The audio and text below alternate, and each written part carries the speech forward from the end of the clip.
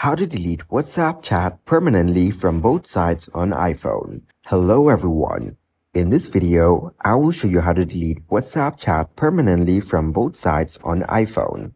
First, open your WhatsApp application on your iPhone.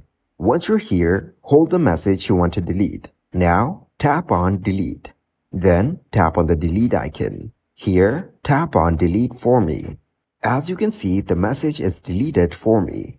Now hold another message. Then tap on Delete. Tap on the delete icon. Now tap on Delete for everyone. As you can see, the message is deleted from both sides. To show you, I will open my other WhatsApp. You can see the message was deleted from both sides, but the message I deleted for me still shows. Hold the message and tap on Delete. Tap on the delete icon. Here, tap on Delete for everyone and the message is deleted from both sides. In another WhatsApp, you can see the message is deleted. If you want to delete old messages, hold the old message. Tap on Delete. Now, tap on the delete icon.